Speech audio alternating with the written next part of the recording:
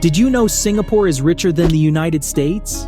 With a GDP of over 466 billion, Singapore is the sixth wealthiest nation in the world, with the United States being the seventh nation. And get this, Singapore has done this while being smaller than the United States. I guess size doesn't matter after all. So how did this small country do it? How has it beaten other countries to become one of the top wealthiest nations in the world? This is the top 10 reasons why Singapore is rich. The 10th reason will blow your mind. The 6th literally holds the country together. And I'm sure you can guess the first reason. Number 10, its natural resource. Some countries have tin, coal, and gemstones. Others have oil and gas, silver and gold. And Singapore? It has none. So how did it get rich since it had no natural resources to trade with? And what do I mean by its natural resource? Care to guess? No. It's not land for farming or any form of cash crops. With its small size, crops are out of it.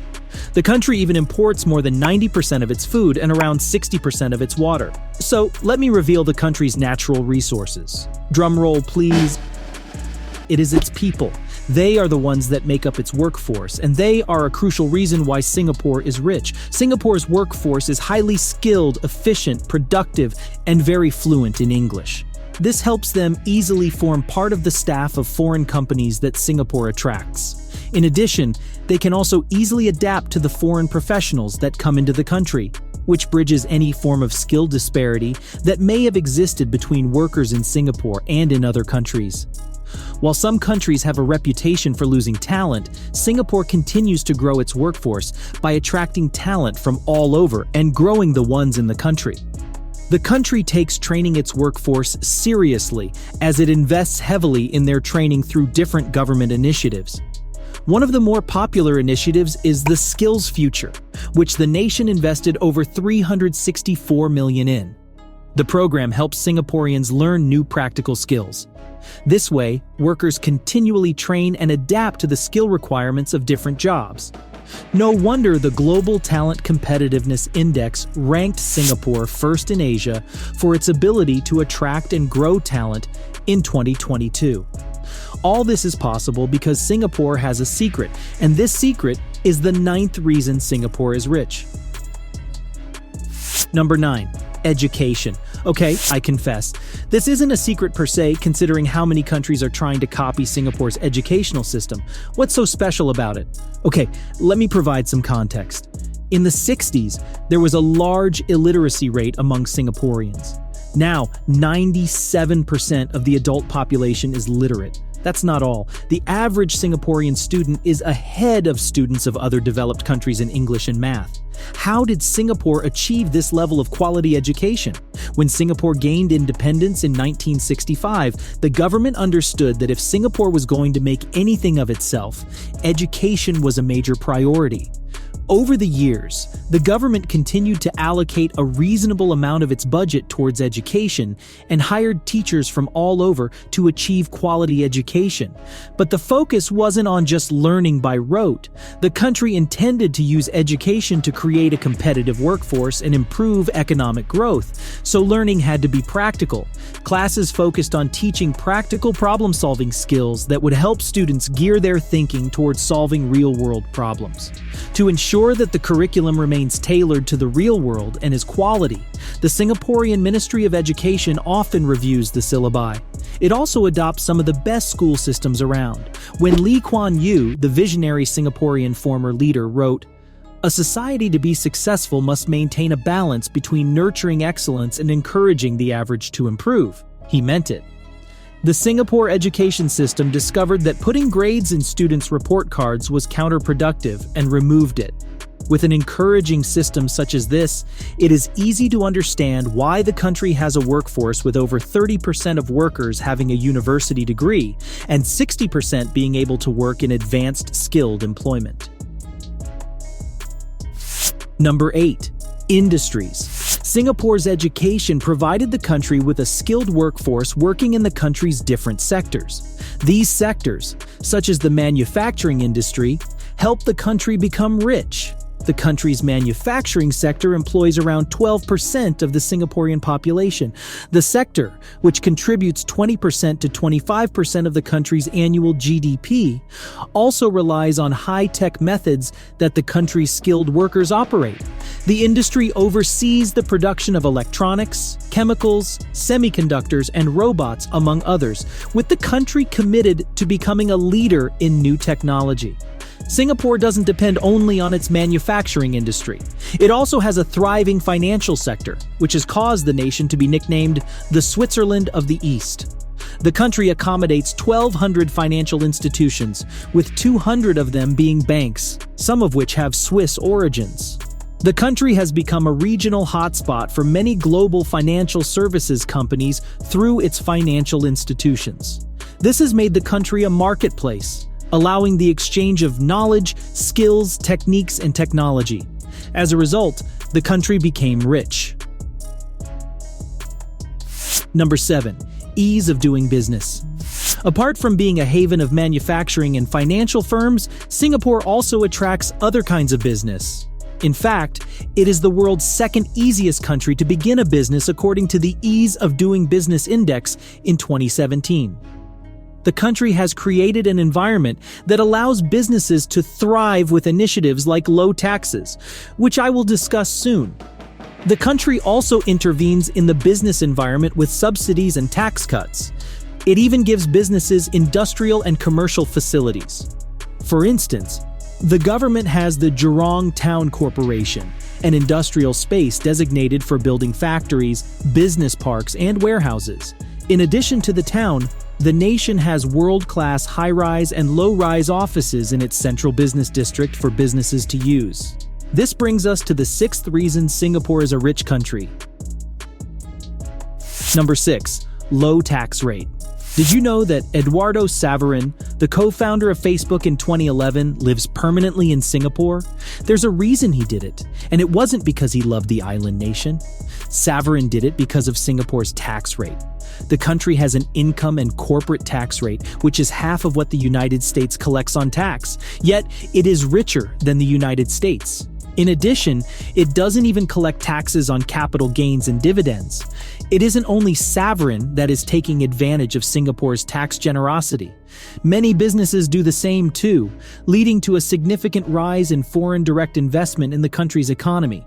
This low tax rate isn't only for foreigners. For Singaporeans, not losing a significant chunk of their income in taxes has made them more productive and willing to work to earn more, thereby contributing more to the country's wealth. Number 5. Seaport. Can a seaport be a natural resource? I guess not, but what does it matter? With Singapore's highly rated skilled workforce and location, a natural resource would just be a bonus. Singapore is small, but it has a strategic location as it sits on the southern tip of the Malay Peninsula. The country is between the two large economies of China and India, and it serves as a trade hub with its seaport, which is regarded as the second largest port in Asia. Even before independence from Britain during the colonial era, the country's potential as a hub due to its seaport was there. In the colonial era, it served as a commercial and military seaport. After independence, the government built on the seaport infrastructure to maximize its earnings. With total exports reaching 870 billion, the government's plan is successful. So, what does Singapore export? It exports many things, including the things it made, the things it didn't, and oil. You probably have turned your face up at the sight of oil. Let me give you more reason to turn your face up even more. Oil makes up around 5% of the country's GDP, and the country is also the leading oil trading hub in the Asian continent.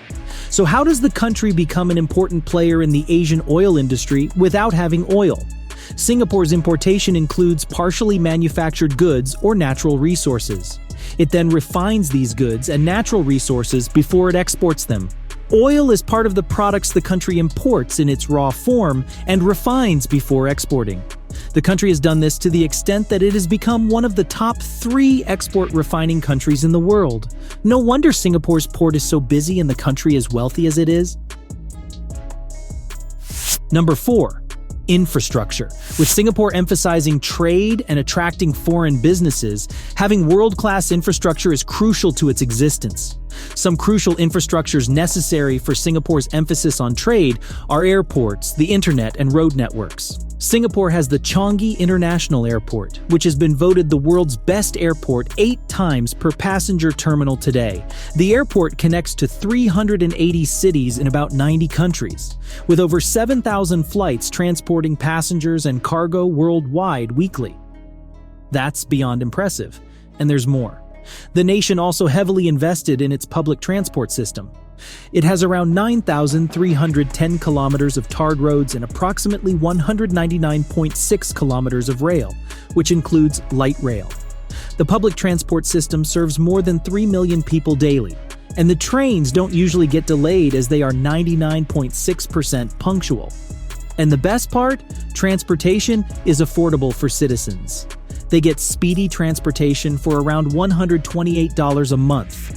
On the topic of speed, Singapore has high-speed internet, and over 90% of Singaporean households have internet access.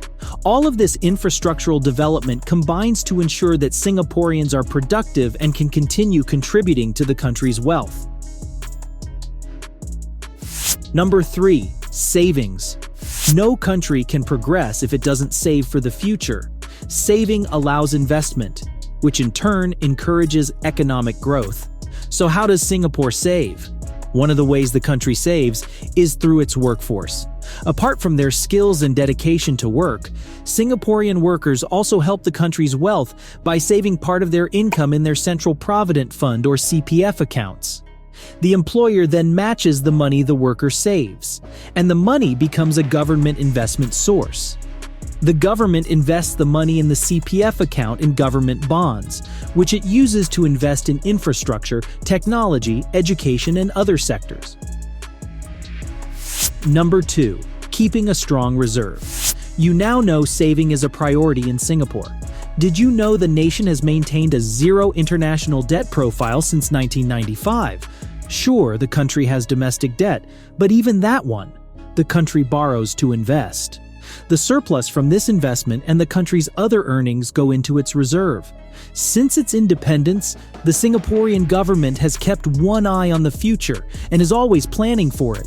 The country's major motivation for keeping a strong reserve is to prepare for an eventuality when anything could threaten its ports and its skilled workers are no longer in demand. To ensure that the reserves are efficiently managed, the country has 3 organizations, MAS, Temasek, and GIC, who oversee $709 billion in assets. Apart from managing the reserves, these bodies are also responsible for protecting the country's currency and ensuring that the country has continuous income streams. With the returns from reserves, the nation continues to have a budget surplus, which helps the country be rich. Number 1. Visionary leadership. This is the reason that gives life to all the other reasons. Without visionary leadership, the country could have remained a developing nation that would readily find excuses for not being rich. The country's first prime minister, Lee Kuan Yew, who got into office in 1959, ran the country like a company and ensured officials were paid well for their work with the possibility of bonuses. This motivated these officials to work hard and share Lee's vision to make the country rich. Lee was the brain behind the low taxes, the country's industrial growth explosion, and the focus on education. The then Prime Minister combined different economic systems and worked towards making the government's assets self-sustaining. However, his efforts and those of the leaders after him created the reality where Singapore became one of the world's richest countries. Singapore has a typical grass-to-grace story as it steadily grew from a poor country when it gained independence in 1965 to a wealthy country within a generation. The nation attained wealth through its visionary leaders, productive citizens, seaports, strong reserves, and so on. Speaking of reserves, the country is continually building a robust one because it fears a future where its ports will be compromised and its workforce diminished. Do you think the country's fear is valid, or is it just being negative? Let us know what you think in the comments. Like this video and subscribe to our channel for more.